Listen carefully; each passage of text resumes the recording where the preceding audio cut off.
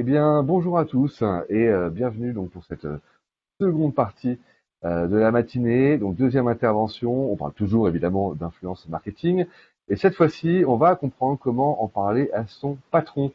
Et pour en parler, donc nous avons deux intervenants. Donc j'accueille Stéphane Bouillet qui est le patron d'Influence for You et Justine Bonnel qui donc travaille chez Intersport et qui est la responsable réseaux sociaux et influence. Je vous rappelle à tous que cette session est interactive, que vous pouvez évidemment poser vos questions aux intervenants et ils y répondront en fin de session. Justine, Stéphane, c'est à vous. Bonjour à tous, ravi. Je vais laisser la parole à Justine. Justine, je te laisse te présenter. Alors bonjour à tous, Justine Bonnel, je suis responsable réseaux sociaux et influence chez Intersport France. Intersport, je pense que tout le monde connaît, c'est une des enseignes leaders dans la distribution d'articles de sport. En France, nous avons un peu plus de 690 magasins et ce qu'il faut savoir, c'est qu'Intersport fonctionne sous système de coopérative avec des adhérents qui sont propriétaires de leurs magasins. On travaille avec Influence for You depuis l'année dernière et je suis ravie d'être avec vous aujourd'hui pour vous partager mon expérience sur l'influence. Merci beaucoup, Justine.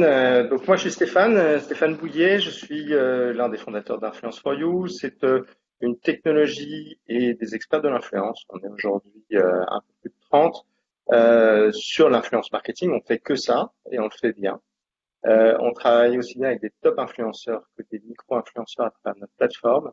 Et on a géré plus de 5000 campagnes aujourd'hui dans tous les secteurs en France et aussi pour un peu plus de 35% à l'étranger sur des campagnes internationales. Je vais vous parler un peu des enjeux de l'influence. On en a beaucoup parlé dans l'atelier précédent. Si vous y étiez, je trouvais ça très intéressant. Je suis tout à fait aligné avec ce qu'ont dit Belle et puis toute la partie de Jean-Paul Gaultier. Les enjeux de l'influence, pourquoi c'est important d'en faire et surtout pourquoi après c'est important de convaincre son CEO d'en faire. C'est important d'en faire en fait parce que c'est un monde d'opportunités comme on l'a vu avec le confinement. D'ailleurs, petit aparté, aujourd'hui, si vous allez sur Influence for You, on sort une énorme étude avec iPoditor sur l'impact du confinement dans l'univers de la beauté sur Instagram. Et donc, on a comparé la période de confinement, la période pré-confinement, la période post-confinement de 53 marques. Et donc, je vous invite à aller sur le site influenceforyou.com pour télécharger cette étude qui sort ce matin. Donc, à propos d'opportunités, pourquoi c'est important? Parce que on a eu un basculement massif des audiences de la télé, puisque en gros, les Français passent 4 heures par jour, un peu moins maintenant derrière la télé. Et en fait, les moins de 35 ans passent 4 heures par jour derrière leur smartphone. Et donc, il n'y a plus la télé. Si vous voulez les toucher, le seul moyen de le faire, c'est sur les réseaux sociaux et notamment sur les influenceurs. Deuxième opportunité, c'est que l'influence marketing, c'est un média hyper ciblé, et d'autant plus que demain, les cookies sont beaucoup plus compliqués, puisque c'est la fin des cookies tiers. Et donc, si vous voulez cibler les bonnes cibles, faut le faire sur les médias qui sont en affinité. Et sur l'influence marketing, vous pouvez trouver des créateurs qui sont pile en affinité avec votre cible. Et enfin, des opportunités, parce qu'on en a parlé aussi tout à l'heure dans la conférence précédente, l'explosion de nouveaux réseaux sociaux comme TikTok, par exemple, ou des changements technologiques, enfin des avancées, notamment vidéo sur les Reels d'Instagram. Donc tout ça, c'est un monde d'opportunités, mais il y a aussi besoin d'expertise, notamment sur la fraude. Les influenceurs, vous le savez, ont 2 clics pour acheter des followers, donc ça se fait de moins en moins quand même, mais il y en a, donc si vous n'avez pas les outils, c'est compliqué. Des expertises aussi en termes d'engagement, de créativité. C'est pour ça qu'on a écrit un bouquin d'ailleurs, 87 idées de campagne d'influence qui est en vente sur Amazon et que vous pouvez télécharger gratuitement sur notre site. De l'expertise sur l'industrialisation de vos campagnes, de l'expertise, et on va beaucoup en parler sur la mesure et la performance. C'est vraiment le cœur de notre conférence. Et globalement, quel investissement on doit allouer à l'influence marketing versus les autres médias. Donc ça, c'est pour moi les opportunités et les enjeux de l'influence marketing, notamment sur 2021, qui va guider le reste de notre présentation. Justine, pour toi, en tant qu'annonceur et que grande marque, quels sont les enjeux pour Intersport de l'influence marketing? Alors chez Intersport, nous on a décidé de travailler avec des influenceurs vraiment pour toucher des nouveaux prospects et aussi communiquer de façon différente avec nos clients. Parce que l'influence maintenant aujourd'hui, c'est vraiment un réseau tout à fait complémentaire avec les autres canaux de communication qui sont l'affichage, la radio, le dépliant print qu'on utilise beaucoup chez Intersport. mais l'influence nous permet aussi et surtout de créer du contenu que l'on va pouvoir diffuser après sur nos propres réseaux sociaux. Et c'est pour ça qu'en fait, l'importance du choix de l'influenceur est vraiment primordiale. Alors en fait, Influence for You nous aide justement à choisir à chaque fois le bon influenceur qui est vraiment en totale cohérence avec l'ADN de notre marque. Et ce que je dirais aussi, c'est que l'influence nous permet aussi de nous lancer sur de nouveaux réseaux sociaux. De notre côté, on va se lancer très prochainement sur TikTok et on va le faire via des influenceurs. Donc en gros, l'influence marketing, ce que tu dis, Justine, c'est un média traditionnel, mais aussi qui vous permet de trouver de nouvelles cibles et donc d'augmenter vos ventes. C'est ça. Et c'est tout à fait complémentaire avec les autres canaux de com qu'on utilise déjà. D'accord. Alors la problématique d'aujourd'hui, je vais vous raconter une histoire. En fait, c'est cet été, je me suis dit, mais tiens, c'est bizarre. On travaille très très bien avec les équipes opérationnelles, mais on voit que globalement, les CEO ont du mal à comprendre les enjeux de l'influence marketing. Alors pas tous, c'est en train de changer, mais on voit qu'il y a un gap. Et donc voilà, c'était la réflexion de cet été, et donc on a écrit un bouquin sur Influence for You, sur toute notre expertise, et sur l'analyse de ce gap. Et ce gap, en fait, c'est un gap qui est générationnel. Voilà, moi j'ai 45 ans. Je vois que mes enfants passent leur vie sur les réseaux sociaux et qu'ils regardent plus la télé. Et parfois, j'ai du mal à les comprendre. Ils me font découvrir plein de choses et pourtant, je suis dans l'influence marketing. Donc, je me dis, un CEO qui a 40, 50 ans et qui va pas sur les réseaux, comment est-ce qu'il peut comprendre les enjeux et l'impact de l'influence marketing? On a aussi des problématiques de mesure parce que on parle pas le même langage entre un CEO et un responsable marketing. Le responsable marketing va parler d'un media value. Le CEO, il va dire c'est quoi ça, à quoi ça sert. Et puis derrière, on a aussi des problématiques d'allocation budgétaire.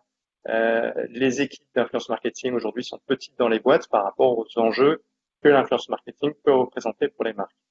Donc tout ça, c'est ce qu'on a écrit dans ce bouquin. Je vous l'offrirai d'ailleurs à la fin de la conférence.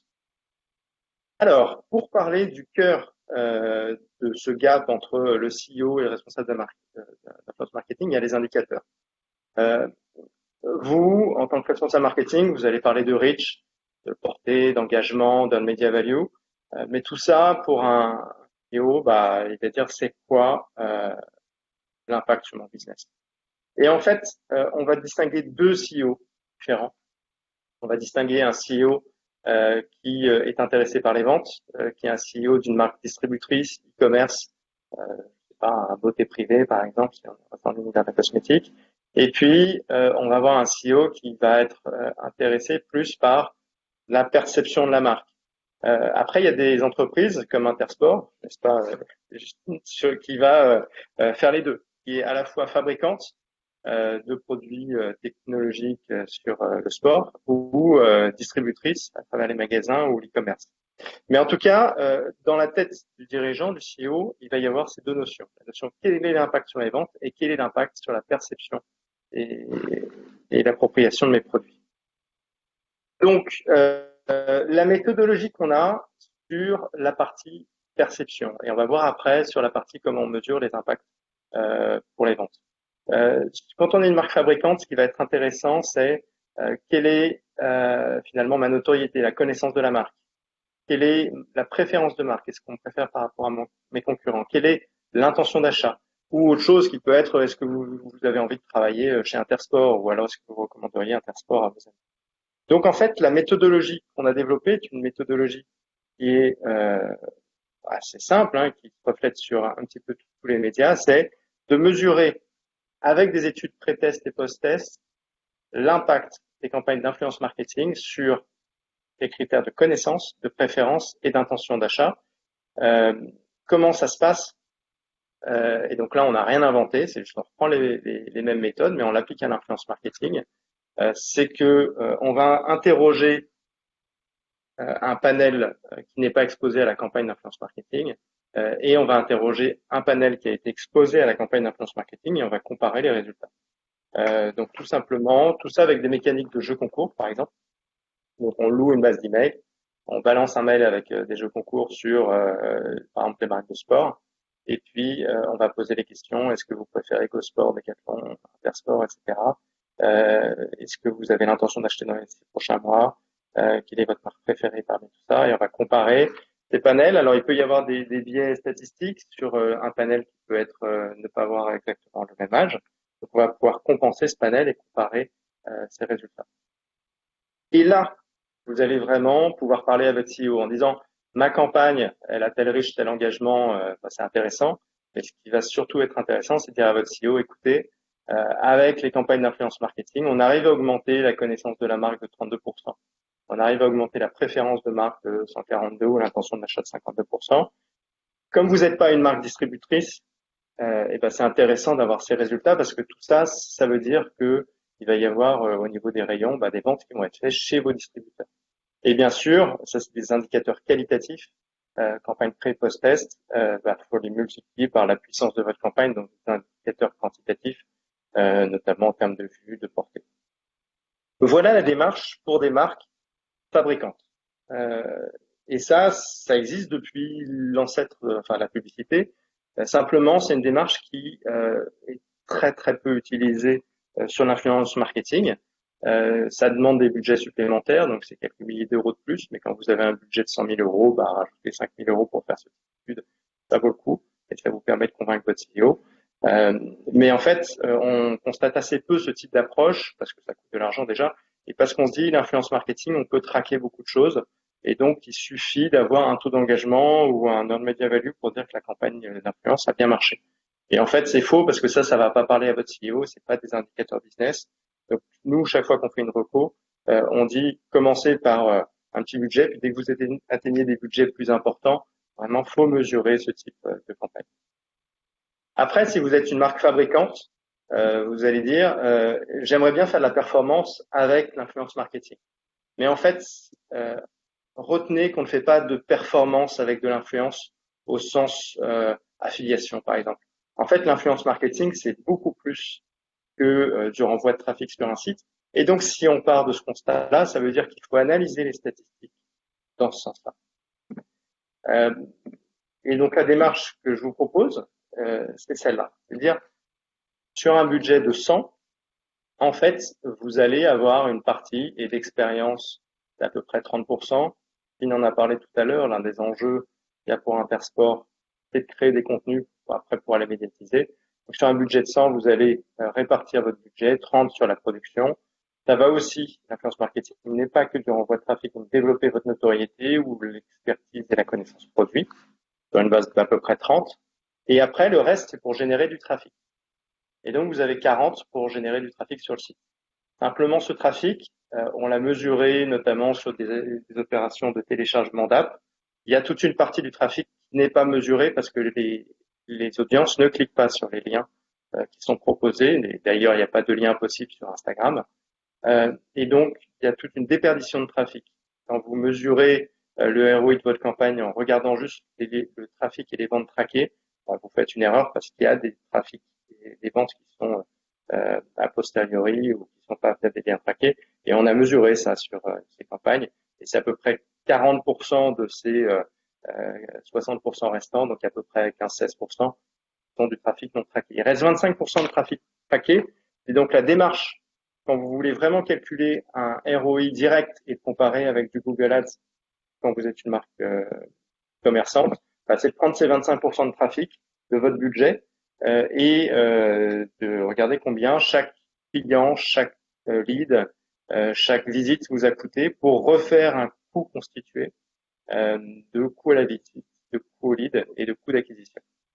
Et vous pouvez en plus, sur la partie notoriété, regarder un CPM. Et là, vous allez pouvoir comparer l'impact de l'influence marketing sur vos ventes par rapport à du coût d'acquisition classique que vous auriez pu faire avec des moteurs de recherche. Voilà la démarche qu'on a développée chez Influence for You pour que vous puissiez parler à votre CEO en des termes business, donc coût d'acquisition pour les marques, mais un coût d'acquisition retraité et d'impact sur la notoriété, la préférence, la connaissance. Je vous propose de mettre toutes vos questions que vous pouvez sur le chat. On y répondra tout à l'heure avec Justine. Sur la mise en place, Justine, vous avez monté des opérations sur Intersport. Est-ce que tu peux nous en dire plus? Oui.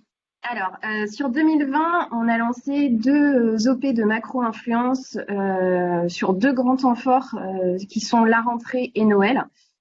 Donc, sur la rentrée, on a collaboré avec une famille d'influenceurs qui nous ont fait 15 publications au total. Ils nous ont fait déjà une vidéo YouTube en magasin où ils se sont rendus dans un magasin. Ils ont fait leur sélection rentrée des sports. Et ils nous ont fait ensuite un post Instagram jeu concours et plusieurs stories sur Instagram. Donc on a eu 3,4 millions d'abonnés atteints, on a eu 332 000 vues et 24 000 interactions. Et pour Noël, on est parti un peu sur le même principe. Là, on est parti avec une influenceuse mère de famille, Baby Chou Family. Donc là, c'était pendant le temps de Noël, mais il faut savoir qu'on était encore en confinement parce que c'était fin novembre. Donc là, on est parti un peu sur le même dispositif aussi avec une vidéo YouTube. Mais là, cette fois-ci, Roxane a fait un unboxing de chez elle et elle a aussi lancé des défis à sa communauté. Elle nous a fait aussi le même système que pour la rentrée, un post Instagram jeu concours et des stories Instagram. Donc là, on a atteint 3 millions d'abonnés, on a eu 350 000 vues et 17 000 interactions. Nous, ce qu'on retient de ces deux OP, surtout pour Noël, c'est vrai que c'est un temps vraiment où toutes les marques communiquent et il faut vraiment se démarquer.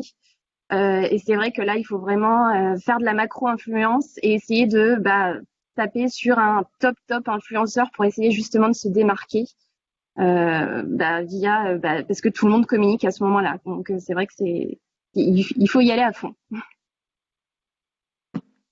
En termes de trafic, est-ce que tu avais des écarts entre la rentrée et Noël, justement, Justine?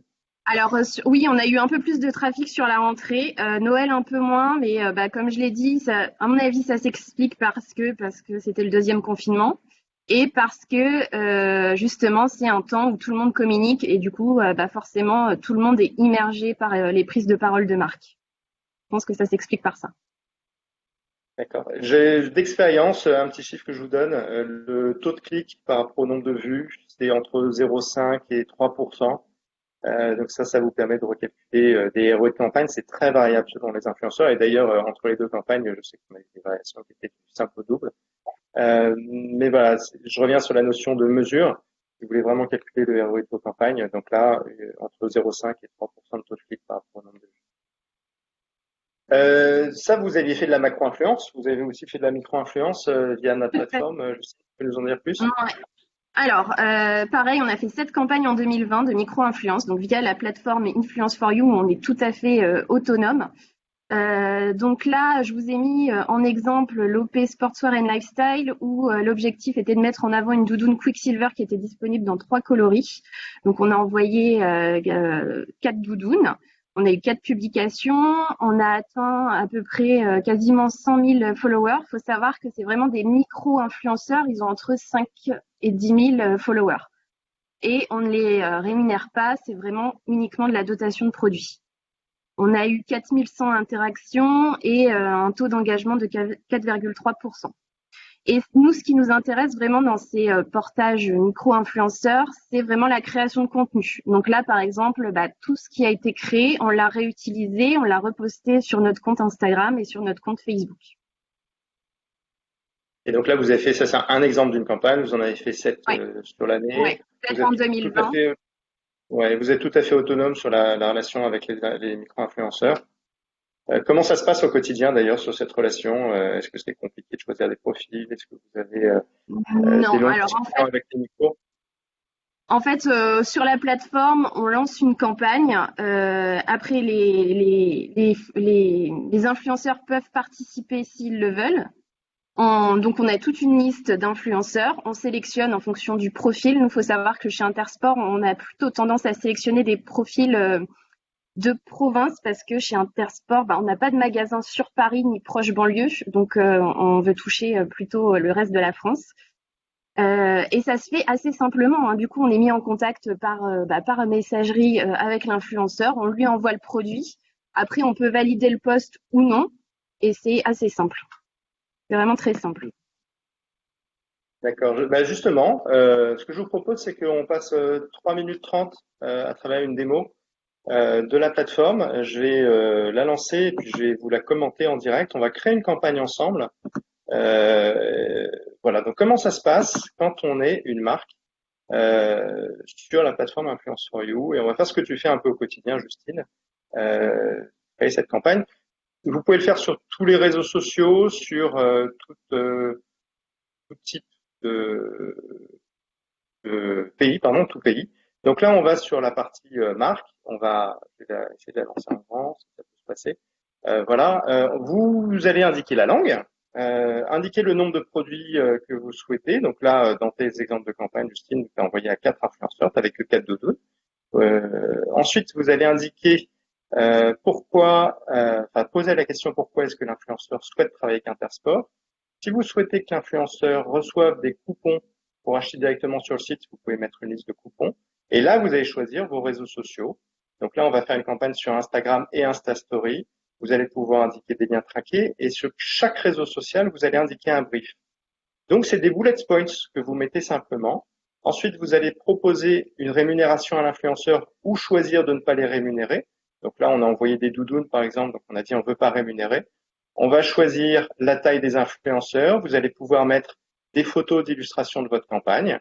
Et vous voyez comment sera présentée la campagne pour les influenceurs. Le brief que vous avez décrit sur les bullet points et à gauche la description.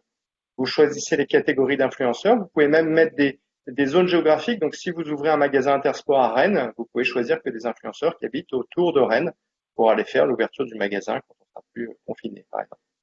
Ensuite, la campagne est en ligne. Et là, les influenceurs postulent. Et quand vous êtes une marque, vous voyez tous les influenceurs qui ont postulé. Et d'un coup, vous pouvez voir leur profil avec les données Hype Auditor sur la qualité de l'audience, les derniers posts, les stats sociaux démo de l'influenceur, sa motivation qu'il a renseignée pour participer avec vous, le respect du brief sur les précédentes campagnes, le coût éventuellement si vous faites une campagne rémunérée.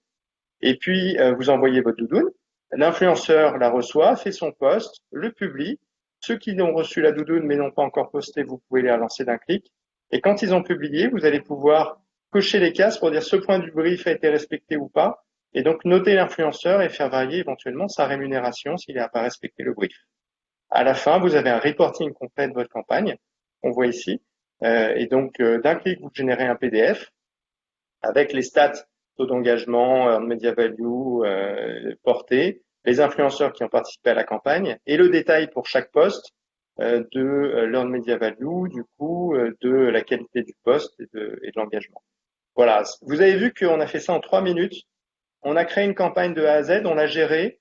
Je vous ai pas montré la partie messagerie, mais comme disait Justine, vous pouvez discuter directement avec les influenceurs et ça c'est clé, parce que derrière la technologie, il faut de l'humain.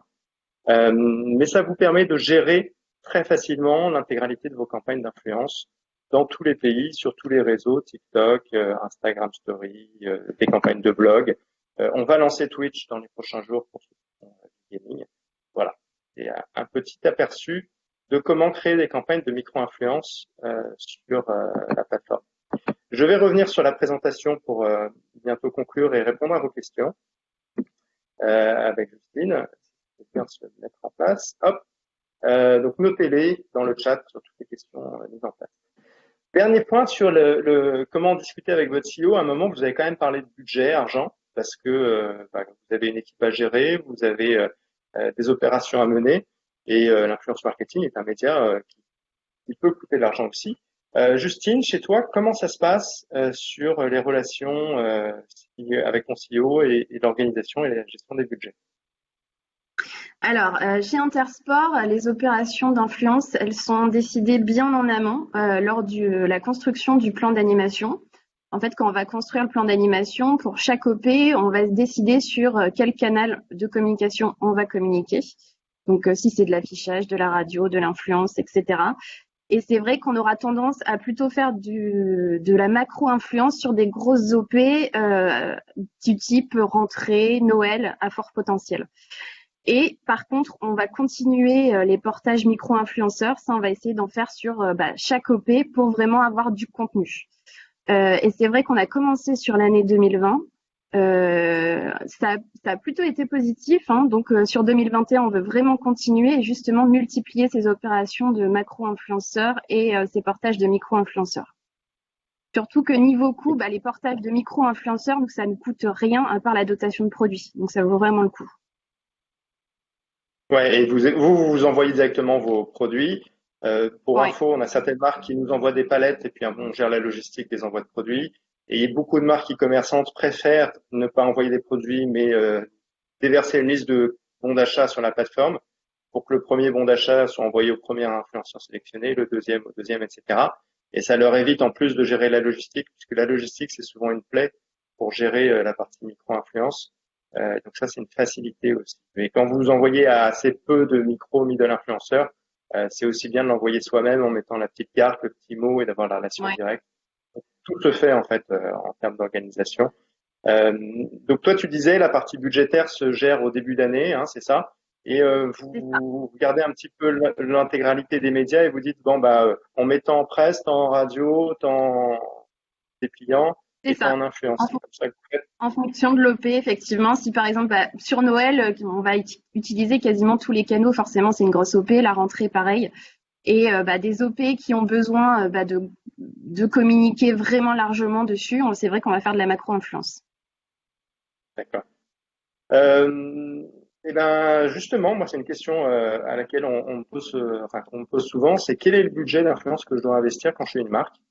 Alors j'ai une bonne nouvelle pour l'audience. On a développé un outil qui permet de le trouver. Vous allez sur l'URL influenceforyou.com/influence_budget. Vous pouvez directement répondre à une quinzaine de questions, notamment sur en gros votre maturité vis-à-vis de l'influence, mais surtout sur quelles sont vos cibles, quel est votre budget global de communication, et ça va vous déterminer le budget optimal à 3 ans. On se projette sur une cible en disant, dans l'absolu, si vous deviez bien répartir votre budget entre presse, médias, etc., l'influence devrait représenter tant. Maintenant, il faut peut-être tenir compte de la situation actuelle et donc on vous recommande pour 2021, la première année, d'investir tel budget.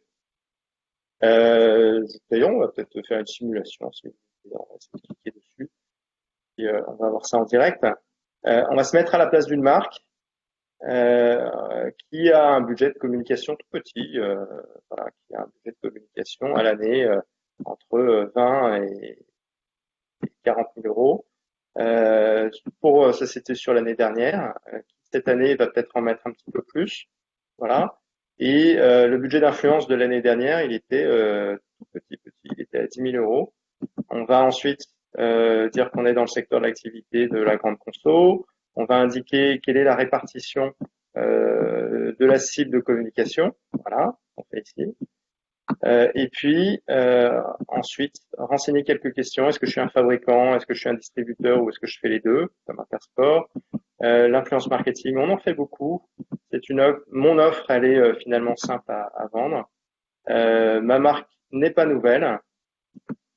Tac. Et puis derrière, on va valider. Et là, on voit que mon budget influence recommandé pour 2020, c'est 20K. Celui pour 2023, c'est plutôt de le baisser. Donc, avec les indicateurs que j'ai mis ici, 8, etc. Donc, vous voyez un outil qui est finalement très simple à utiliser pour déterminer votre budget d'influence marketing en se basant sur les cibles que vous souhaitez atteindre. N'hésitez pas là aussi à mettre vos questions sur l'organisation et les budgets. On en a fini avec la conférence. Je vous invite, si vous souhaitez en savoir plus, à télécharger ce livre, soit l'acheter sur Amazon, il est à 19,99, soit le télécharger gratuitement sur l'URL qui s'affiche ici. Donc c'est, si vous tapez Influence Marketing pour les SEO, Influence for You cadeau, vous allez trouver l'URL et le télécharger directement. Je vais enlever le partage. Il est vraiment pas mal. C'est gentil. J'ai pas accès aux questions. Justine, est-ce que toi tu les vois de ton côté ou pas pour qu'on essaie d'y répondre? J'en ai ici. Je vais pouvoir le mettre. Stéphane, dans le chat de l'application, tu retrouveras toutes les questions qui ont été compilées. Ok, je les vois ici. Pourquoi avoir autant attendu pour être sur TikTok? On demande pour toi, Justine. Alors, pourquoi avoir tant attendu? Bah, c'est vrai que les marques se sont lancées fin 2020. Enfin, c'est la grande tendance TikTok. J'appelle pas ça tard. C'est vrai que tout le monde se lance là. C'est la grande tendance. Après, nous, on voulait aussi étudier le pour et le contre. On voulait pas se lancer comme ça parce que tout le monde se lance. Donc, on a vraiment étudié le pour, le contre. On voulait aussi attendre d'avoir une OP qui s'adresse. Là, on va se lancer sur TikTok pour une OP avec des sneakers qui s'adressent vraiment à des ados. Donc, bah, c'est vraiment une OP qui s'adresse à eux. Et donc, on voulait vraiment attendre le bon moment. Donc en gros, fallait attendre le bon moment, le bon produit pour se lancer plutôt que d'y aller parce que c'était la mode, quoi. Je résume. Voilà. Ouais, y aller Ouais. pour y aller, ça sert à rien, quoi.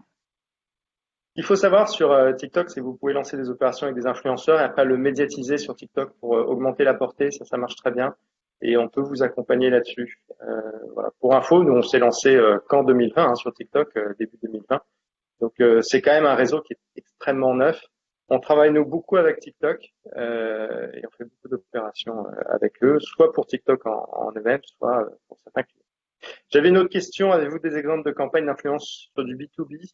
Euh, il y en a une dans le livre qui est exposée. Sur le B2B, ce qui compte, c'est avant tout l'expertise de la personne, encore plus que dans le B2C.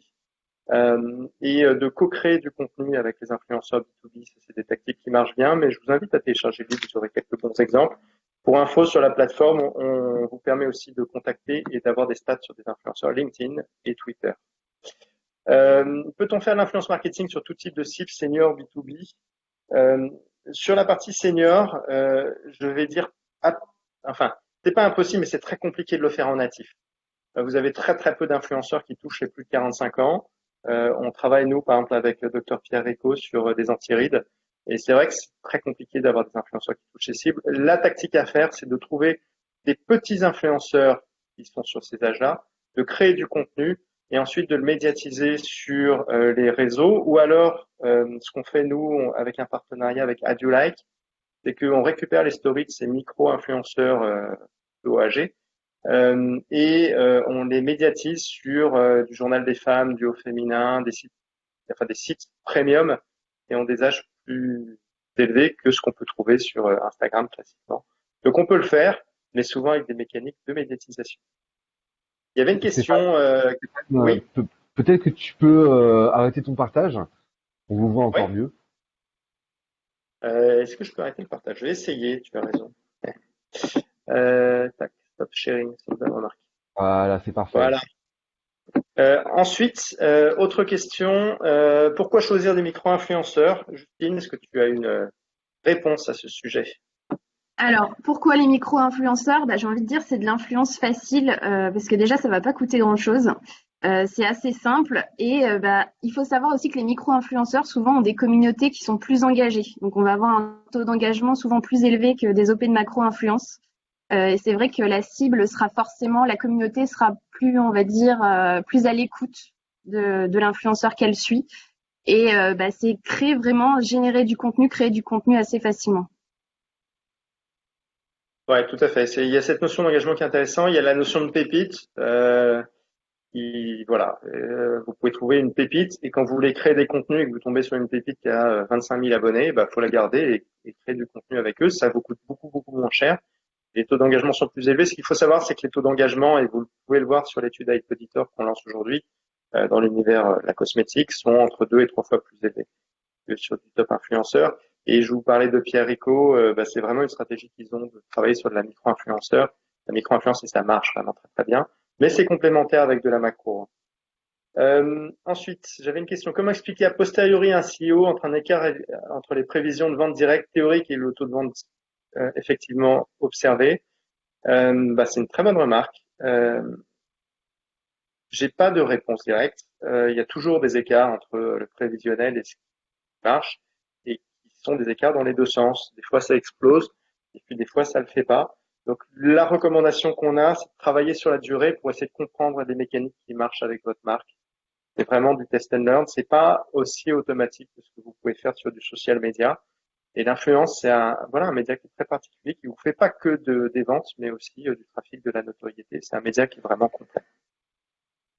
On me demande, et vous n'avez jamais financé de campagne, Stéphanie, je sais pas trop quel est le sens de la question, mais en gros, nous on fait des campagnes où on rémunère des influenceurs la plupart du temps, et sur les top influenceurs, ils sont quasiment toujours rémunérés parce que c'est leur métier, et des campagnes où on ne rémunère pas les influenceurs, et là c'est plutôt sur les micros où on les rémunère pas et ils ont des dotations. Euh, voilà, j'espère que j'ai répondu à la question. Euh, Ensuite, il y avait des questions sur le choix d'un influenceur, où on disait c'est tout à fait possible de choisir des influenceurs qui sont plus âgés et par exemple des mannequins seniors. Et c'est vrai que c'était aussi dans la conférence tout à l'heure où on disait que l'influence, ça ne se cantonne pas qu'à des influenceurs au sens classique du terme, mais vous pouvez aussi trouver des artistes, vous pouvez trouver des professionnels, vous pouvez trouver des experts et qui ont peut-être des communautés mais pas très importantes et les travailler pour qu'ils créent du contenu avec vous et ensuite les médiatiser. Donc l'influence marketing, c'est aussi ça. C'est de la création de contenu avec des gens qui ont une communauté, une légitimité et qui n'est pas forcément très importante. Je continue sur les questions. Justine, 7 OP de micro-influence, c'est peu, non? Est-ce que vous en faites le reste de l'année et quels sont vos autres leviers? Voilà la Alors, en question qui fait, est posée. il faut savoir qu'on a commencé vraiment mi-2020. Donc, effectivement, c'est peu. On va en faire beaucoup plus en 2021, mais on a commencé vraiment en milieu d'année. Et c'est vrai qu'avec ces 2 confinements, on a été un peu perturbés. Les OP aussi ont pas mal bougé. Donc, c'est vrai que nous, on s'aligne sur nos OP. Donc, c'est vrai que ça a pas mal bougé. Mais on compte vraiment en faire beaucoup plus sur 2021, ça c'est sûr. Pour info, on a des clients qui font plus de 100 campagnes par an sur la plateforme. Voilà, donc ça dépend aussi beaucoup des ressources parce que ça prend un petit peu de temps de le faire. Quel est le coût de la plateforme? On a une offre startup vraiment pour les entreprises de moins de 10 salariés euh, qui est à 470 euros par mois. Maintenant, pour des grands groupes, on va être entre 15 et 20 000 euros par an pour vous donner un ordre d'idée. Et après, à voir si vous voulez rémunérer les influenceurs ou pas, mais ça vous donne un ordre d'idée. Ça dépend un peu des options que vous avez. Euh, voilà, on a plein de modules et fonctionnements. Stéphane, Oui. le temps passe incroyablement rapidement. Il va nous rester peut-être une minute pour une dernière question avant de se quitter. Écoute, plutôt qu'une question, j'ai plein de questions dessus. Moi, ce que je vous invite à faire, si vous le souhaitez, c'est me contacter sur LinkedIn et après, je pourrais vous mettre en relation. Donc, Stéphane Bouillet d'Influence for You. Et puis après, on pourra répondre à ces questions-là. Je vous invite à lire le livre, à télécharger l'étude à iPoditor si vous le souhaitez, à utiliser l'outil de gestion budgétaire. Et pour ceux qui n'ont pas vu la vidéo de la plateforme, vous allez sur la page Influence for You et vous pouvez cliquer sur voir la vidéo de démo. Vous verrez la même vidéo que celle que j'ai faite en live. Donc voilà, ça c'était le mot de la fin de mon côté. Justine, je te laisse le mot de la fin, comme tu as commencé. Eh ben, merci à tous. J'ai été ravie de partager mon expérience avec vous. Et voilà, je vous souhaite une bonne journée et un bon webinar. Et également, moi je vous Merci à remercie, tous. Justine et Stéphane, pour ces échanges passionnants. Alors, on a un nombre de questions incalculables dans le chat, et donc j'invite les personnes à patienter, puisque la vie ne s'arrête pas à 40 minutes de prise de parole. Et donc, on remettra toutes les questions à Stéphane, à Justine, qui pourront continuer les échanges post-webinar. Vous pourrez également revivre l'événement, donc puisque le replay sera disponible sous 24 heures sur le site de l'influence marketing. Et quant à nous, on continue donc avec la 3e session de la journée.